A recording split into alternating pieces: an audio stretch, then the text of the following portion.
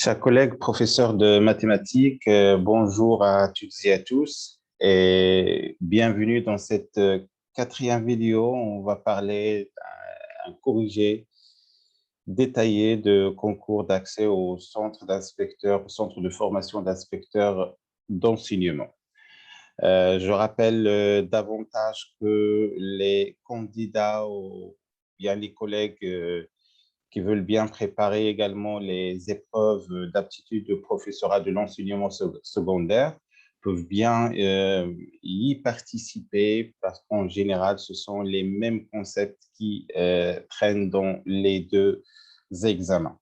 Alors, bienvenue dans cette balade de didactique. Le sujet, cette partie s'avère riche et très intéressante par un nombre de concepts didactiques et donc on va passer un bon moment ensemble à côtoyer ces notions de didactique. Alors, le concours, je rappelle, c'est le concours d'accès au centre de formation d'inspecteurs d'enseignement, session 2020.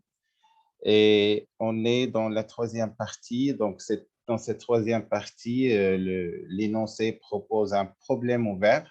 Alors, il s'agit d'un carré ABCD de centre O placé dans le plan, orienté dans le sens direct. Et on désigne par M un point, grand M, un point qui appartient à la droite BC.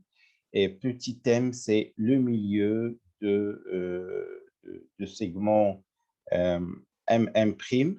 Le but de l'exercice est de déterminer le lieu géométrique de petit m lorsque grand M parcourt la droite BC. Alors, l'analyse portera également sur une comparaison de diverses démarches adoptées.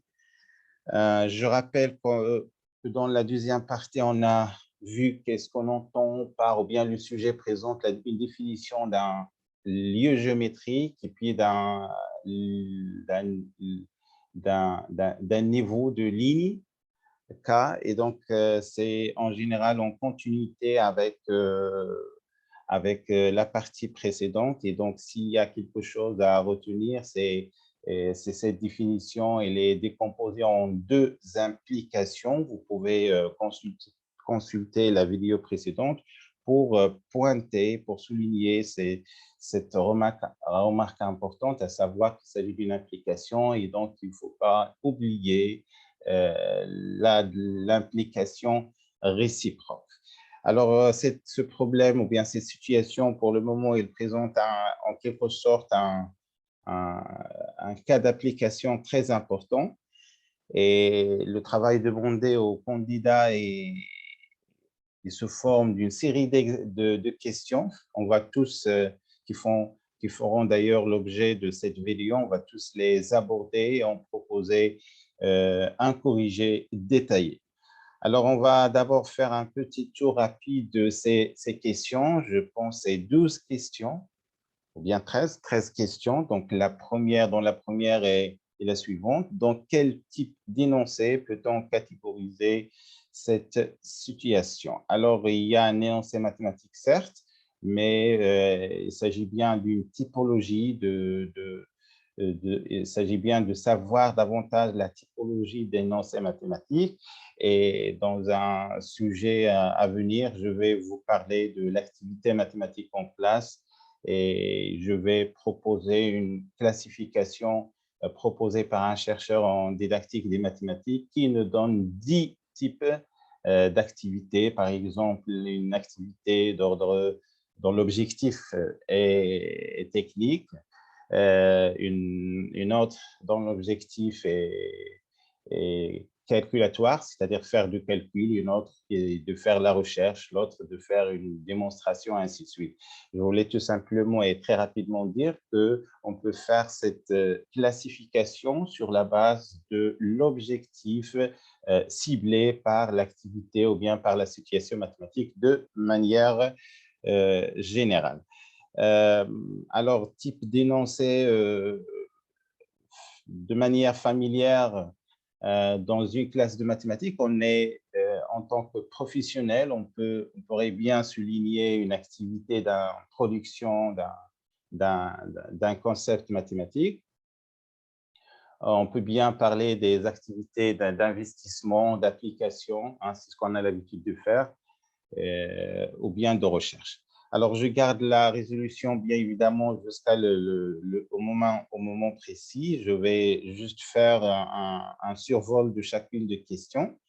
Pour la deuxième question, comment peut-on qualifier les notions utilisées? Alors, il s'agit des notions et la qualification. Donc, en général, qualifier des notions, ça tourne autour de la dialectique outil-objet que j'ai abordé dans une vidéo. Cette dialectique a été détaillée par Régine Douadi, chercheur également en didactique des mathématiques. Et troisième question, quelles sont les compétences transversales requises? Alors, il s'agit bien des compétences transversales. Donc, on a déjà peut-être vu qu'est-ce qu'on entend par une compétence. Et c'est très rapidement, c'est le triplet. C'est savoir combiner un triplet de savoir, savoir-faire et savoir-être. Alors, transversal, ça veut dire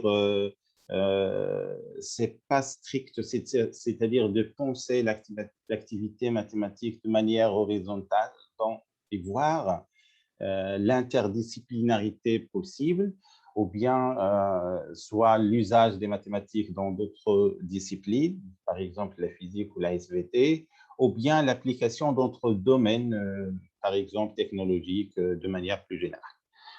Quelles sont les performances nécessaires à la solution? Alors, un autre concept performance, alors on va donner qu'est-ce que c'est qu'une performance. En fait, on va l'adopter comme une habilité, et puis on va préciser les performances demandées qui sont nécessaires à la solution de ce problème.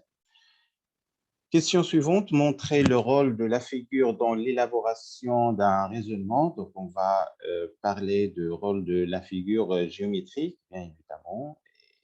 On a déjà parlé également dans une autre vidéo de la différence entre une figure et un esquisse ou bien un croquis. Hein. Ce n'est pas tout à fait la même chose. Quelle est la place de l'intuition et de la conjecture pour aborder ce type de situation? Donc, peut-être on va définir qu'est-ce que c'est que la conjecture, hein, et son rôle pour donner une solution ou bien une démarche ou bien une stratégie. Quel est le rôle de l'expérimentation? Donc, on va également évoquer le rôle de l'expérimentation. Proposer une solution de ce problème. Alors, ça, c'est purement mathématique. Donc, la majorité, en fait, la totalité, vont bien évidemment proposer une solution.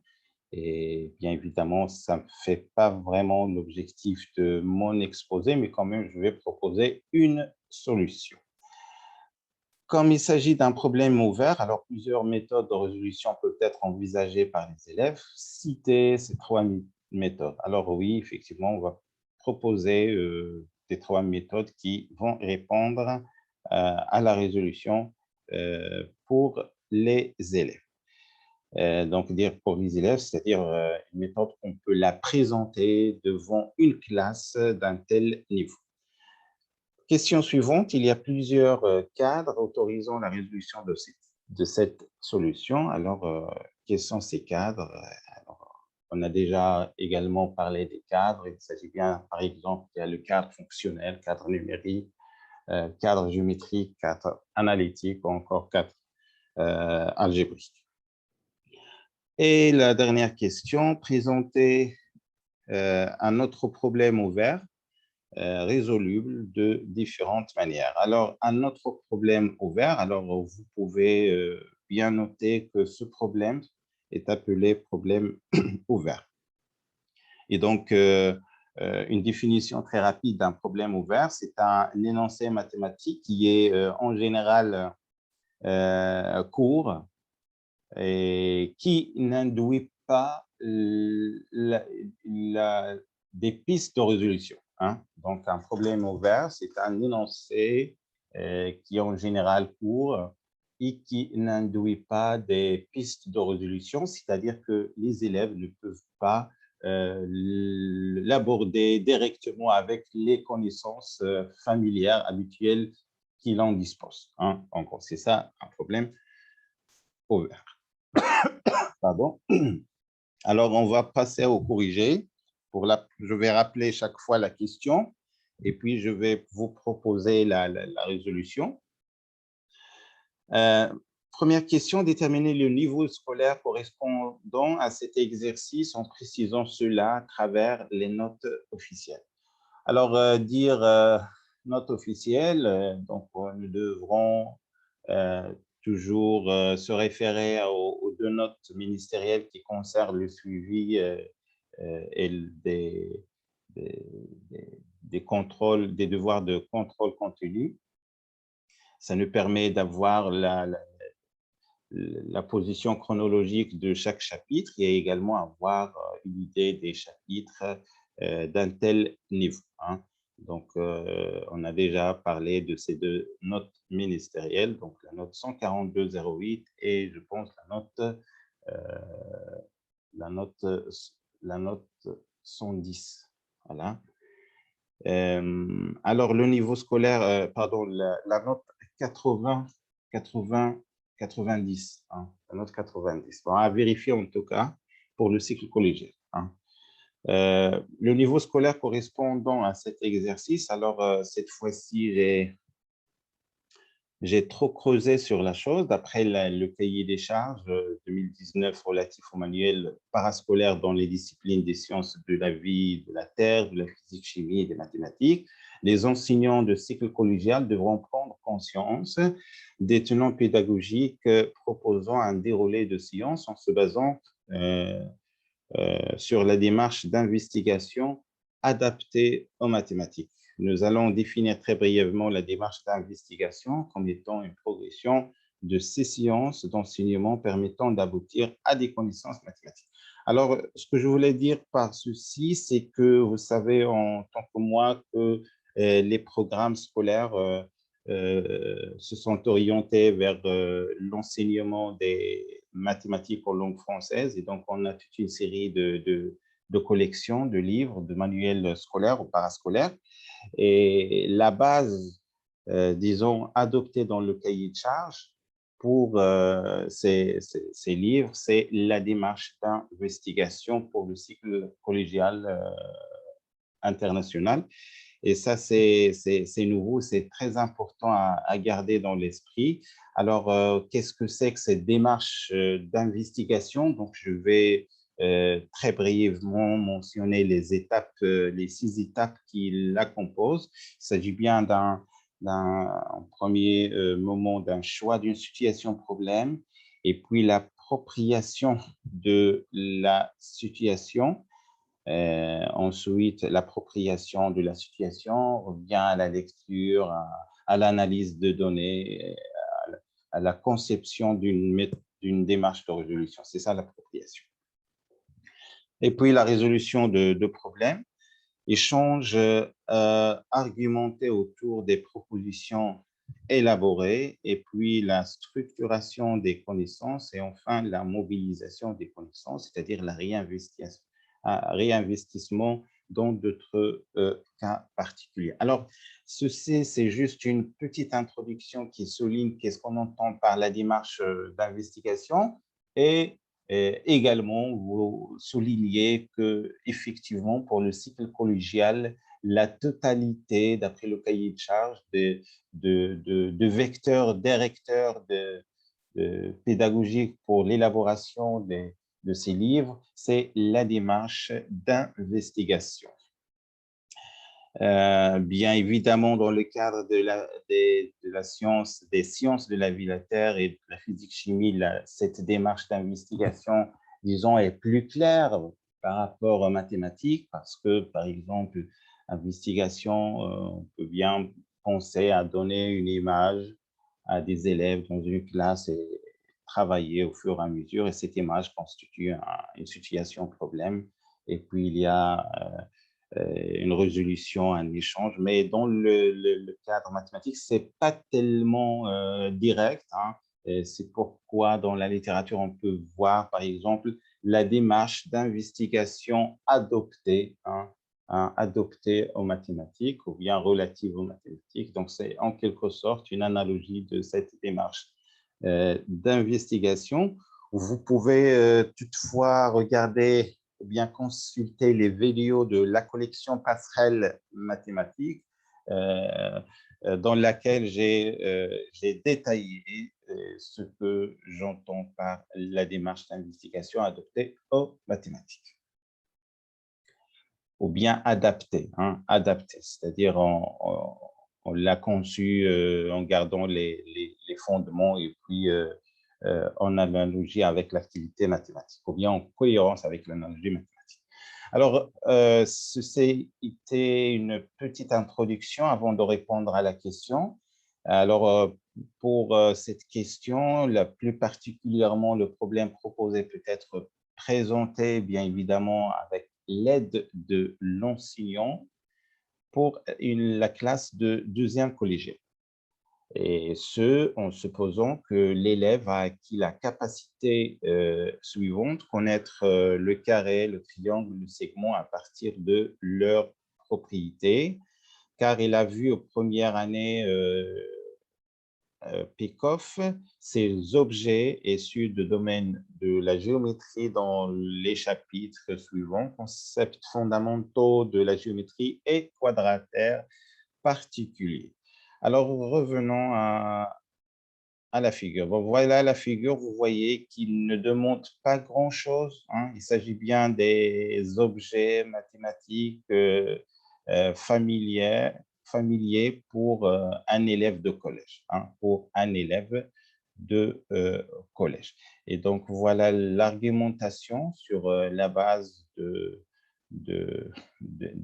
programmes officiels. On peut bien la présenter pour une classe de deuxième année collégiale, et ce, de fait que les objets mathématiques ont déjà peut-être abordé, sûrement abordé dans la première année ou la première année dans les chapitres concepts fondamentaux de la géométrie et quadrataire particulier, puisqu'il s'agit d'une situation de recherche.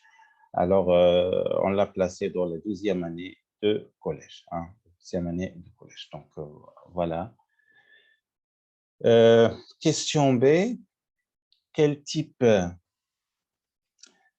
d'énoncé peut-on catégoriser cette situation? Donc, je vais revenir très rapidement. Quel niveau on a argumenté que c'est pour la deuxième année collégiale, hein, mais ce n'est pas un niveau qui est exclusif. C'est-à-dire, on va voir par la suite que cette proposition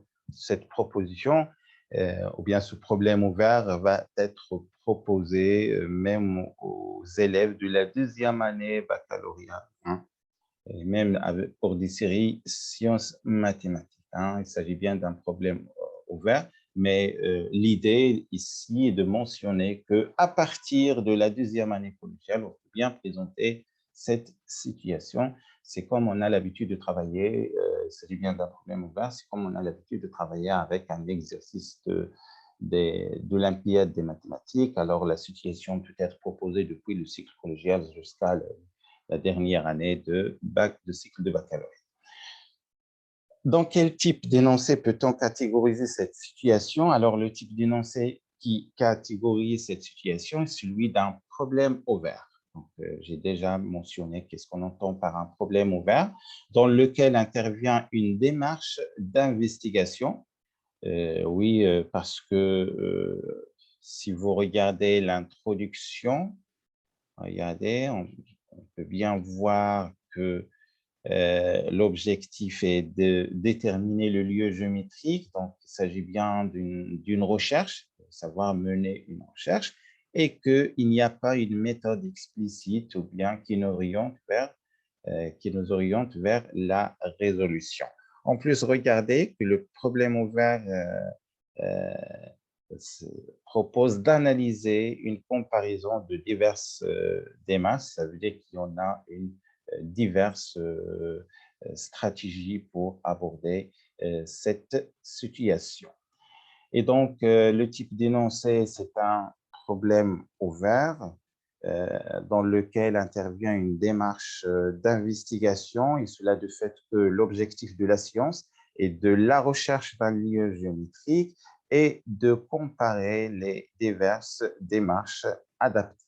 Ce type de problème est appelé parfois problème de lieu. Hein.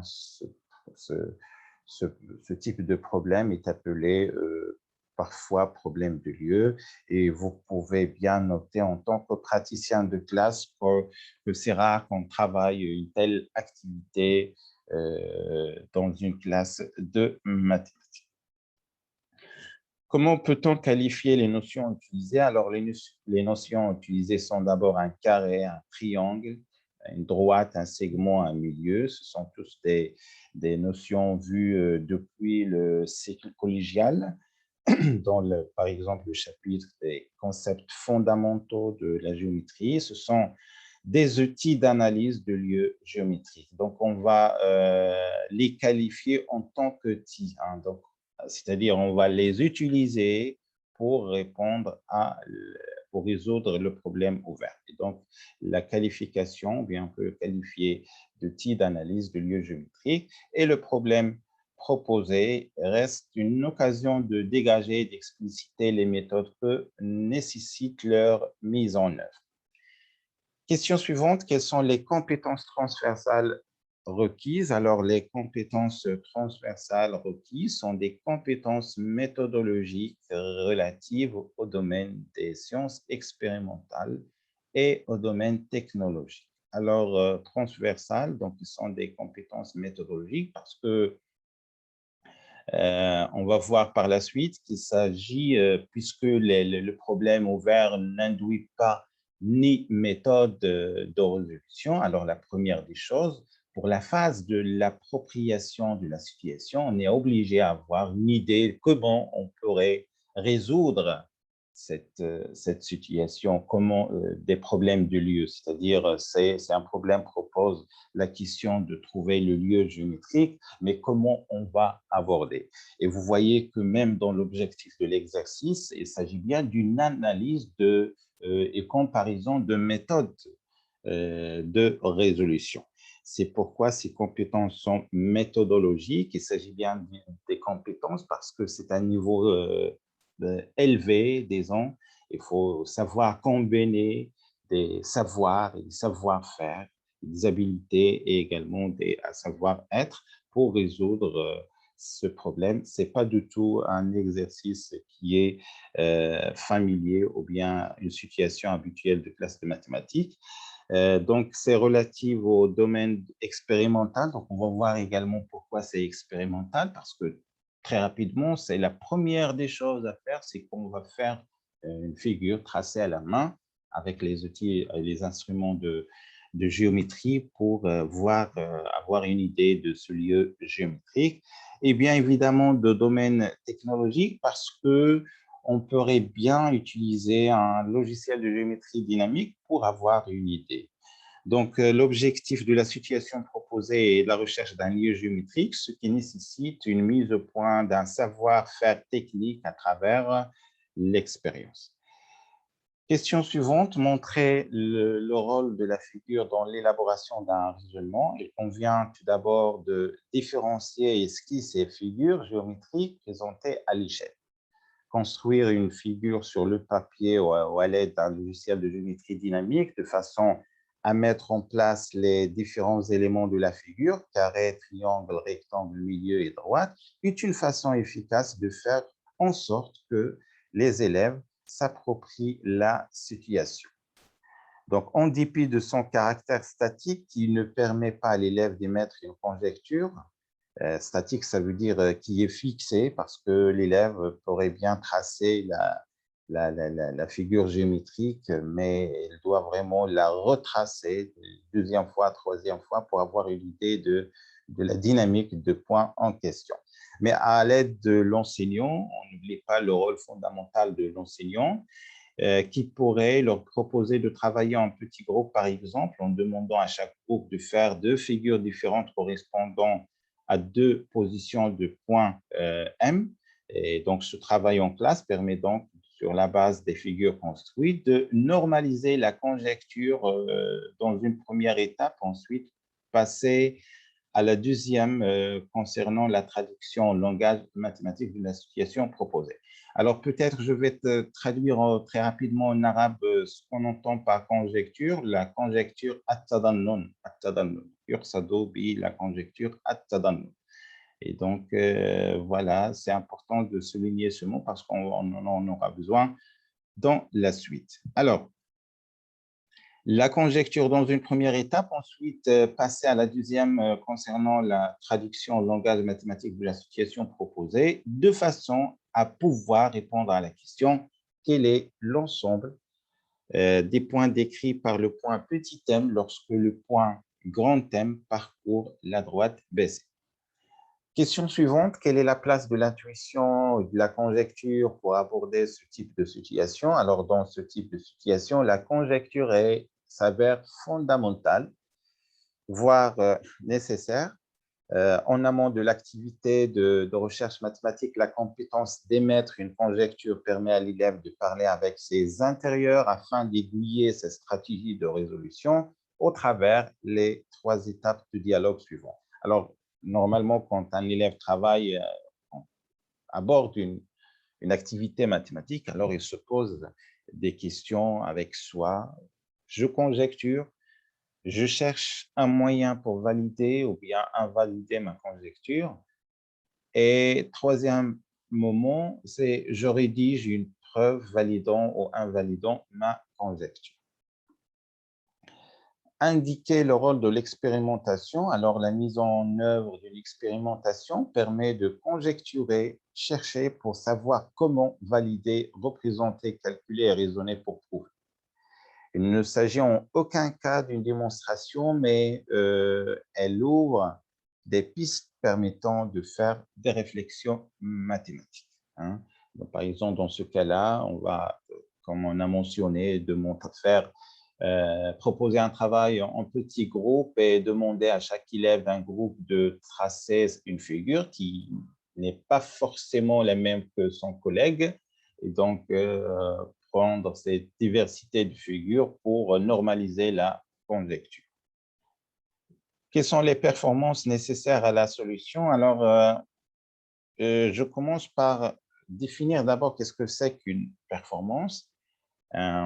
Et si on donne le sens d'un savoir-faire au concept de la performance, il nous s'agit donc, dans cette situation, de connaître la notion de la géométrie de plan, les définitions et les outils de base mis en œuvre, mais il s'agit de dégager et d'expliciter les méthodes que nécessitent leur mise en œuvre. On peut donc lister un ensemble de performances, à savoir conjecturer un résultat en expérimentant sur des exemples, tracer de la figure sur papier pour 2-3 points de M ou bien à l'aide d'un logiciel de géométrie dynamique, bâtir une argumentation en spécifiant le cadre de travail géométrique, analytique complexe, etc.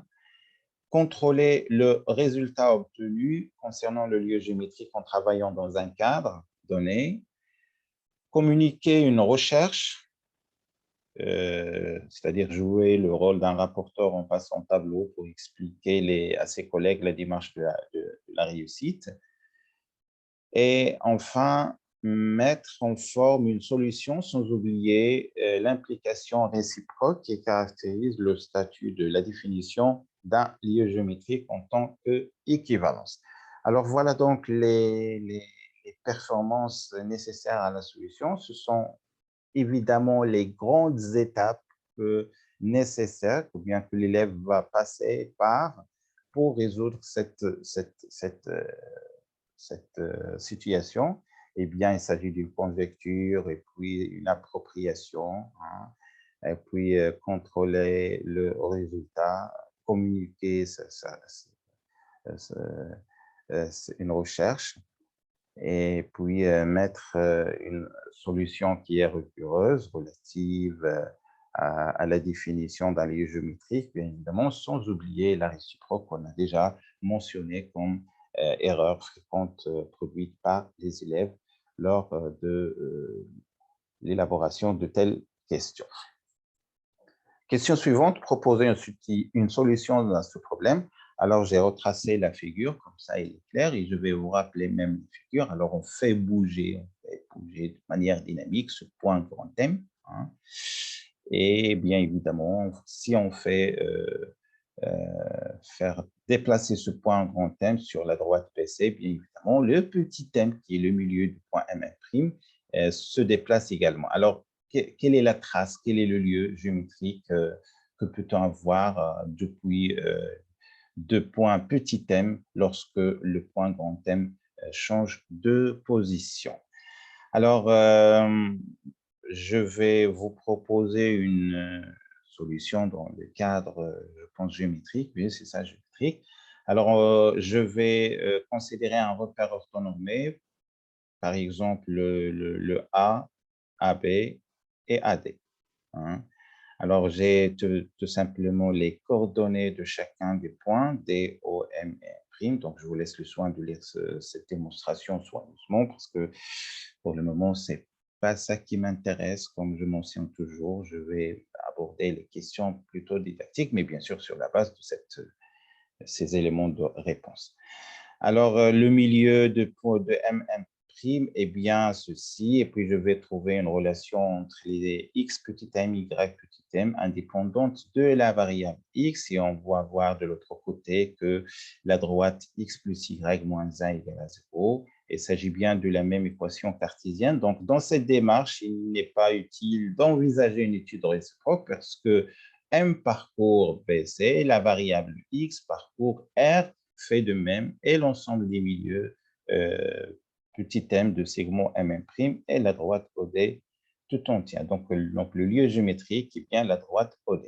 Ne pensez pas que j'ai trouvé la solution comme ça très rapidement, non, mais j'ai passé également par l'expérimentation, tracer une figure à la main, mais moi j'ai utilisé un logiciel de géométrie dynamique, hein, mais dans une situation d'examen, vous pouvez bien évidemment tracer vous-même à la main et faire une expérimentation pour faire votre conjecture, pour savoir comment. Et puis, dans la suite, voilà la démarche méthodologique que vous pouvez faire. Bien évidemment, l'énoncé va proposer de proposer d'autres résolutions, d'autres démarches. On va les voir par la suite, mais la clé, disons, de cette démonstration, c'est de trouver une relation entre les coordonnées de petit m, de xm et ym, indépendantes de la variable x. Voilà. Donc, je vous laisse le soin de lire la solution proposée à tête reposée. Je passe donc à la question suivante. Alors, comme il s'agit d'un problème ouvert, alors plusieurs méthodes de résolution peuvent être envisagées par les élèves. Citez 3 méthodes. En effet, la première méthode de résolution, alors je l'ai intitulée modélisation à l'aide d'un logiciel de géométrie dynamique et je propose par exemple GeoGebra. Alors, il y a d'abord la notion de point sur objet, c'est-à-dire on va utiliser les macros suivants. Point sur objet, ou bien utilisation de l'outil polygone, droite, point d'intersection, perpendiculaire, milieu, et la fonction la plus intéressante qui pourrait nous donner la trace, ou bien le lieu géométrique, c'est activer la trace. Et vous voyez que j'ai tracé ceci à l'aide de GeoGebra et j'ai bien trouvé que la trace de point petit m, regardez, c'est exactement cette droite passant par la diagonale de carré, à savoir OD. OD. Pour la deuxième méthode, alors, il s'agit bien d'un outil vectoriel de la géométrie analytique. Donc, on précise par exemple un repère orthonormé, par exemple A, AB. Attention, vous pouvez changer le repère. Celui-là paraît plus simple. Méthode 3, outil des transformations de plan. Et dans ce cas-là, par exemple, je vous propose d'utiliser la rotation de centre A et d'angle pi sur 2 pour trouver l'image de point grand M. Et bien sûr, on va voir l'utilisation de ces méthodes dans des questions suivantes. Donc, j'aimerais bien savoir quelle est la question. Citez 3 méthodes à CityFair. Voilà, à CityFair, alors voilà les 3 méthodes que je vous propose. Et en utilisant un outil vectoriel, un outil de transformation, ou bien un logiciel de géométrie dynamique. Il ne s'agit pas de donner un corrigé détaillé, mais on va voir ça par la suite. Question suivante, il y a plusieurs cadres autorisant la résolution de cette situation. Quels sont ces, ou bien citer 3 cadres? Alors, le premier cadre, c'est le cadre de la géométrie de plan analytique. Effectivement, c'est ce qu'on a fait tout à l'heure en spécifiant un repère A, AB, AD. Donc, il s'agit bien de la géométrie analytique de plan. Le deuxième cadre, c'est la géométrie de plan complexe, c'est-à-dire on va utiliser la géométrie, cette fois-ci dans le plan complexe. Et enfin, bien sûr, le cadre informatique en l'usage d'un logiciel de géométrie dynamique, GeoGebra par exemple. Élaborer un raisonnement pour cette situation dans le cadre complexe en justifiant les choix adoptés. Alors, voilà la réponse que je vous propose. Alors, le plan complexe est rapporté au repère orthonormé et direct. Donc, s'il s'agit bien d'une résolution purement mathématique, je vous laisse le soin de lire ça. Vous pouvez arrêter la vidéo pour la voir à tête reposée. Et puis, on va voir que effectivement, c'est le même résultat, c'est-à-dire les lieux géométriques chercher eh bien, la droite OD et j'ai travaillé ici dans un cadre complexe. Je vous laisse le soin de lire ça plus tard.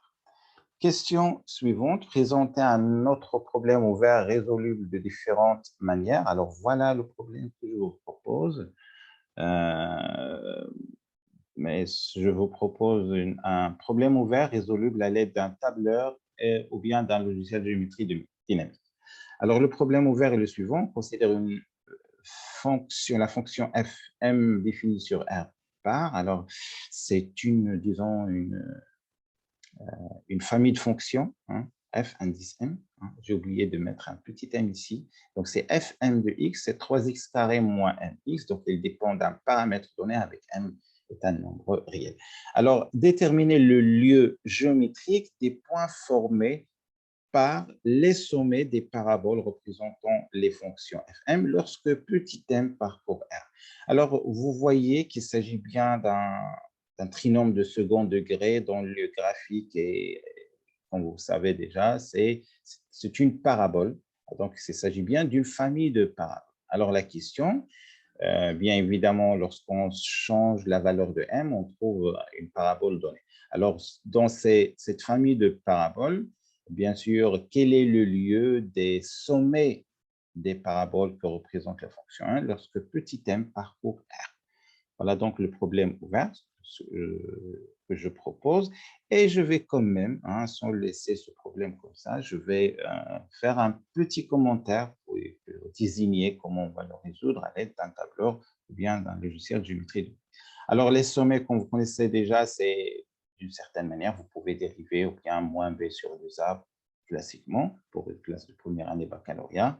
Alors, le sommet, il est d'abscisse m petit m sur 6, hein, c'est le point qui annule la dérivée première. Je rappelle que les choses sont tout à fait gentilles. On est dans le cas d'une fonction qui est dérivable dans R. Alors, l'ordonnée de ce point est bien moins m carré sur 6 et la relation indépendante de paramètres m entre xm, ym est bien ym égale moins 6m xm carré.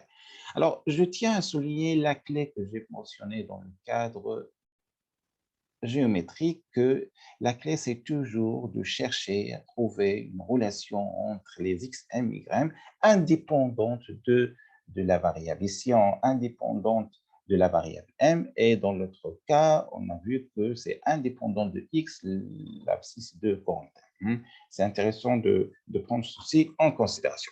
Et donc, voilà la relation. Donc, on peut utiliser un tableur pour obtenir la liste des quelques valeurs de l'abscisse de l'ordonnée du sommet. Ensuite, passer à la modélisation en utilisant le tignage de points. Et voilà, regardez, ici, ce sont le lieu géométrique quand cette famille change.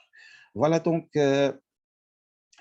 la situation, comme j'ai dit, c'est une situation qui est très riche en concepts de didactique. J'espère bien donner le nécessaire. Vous pouvez également réserver votre copie de livre depuis l'adresse email didactiqueafrique@gmail.com. Merci de votre attention et dans la prochaine vidéo.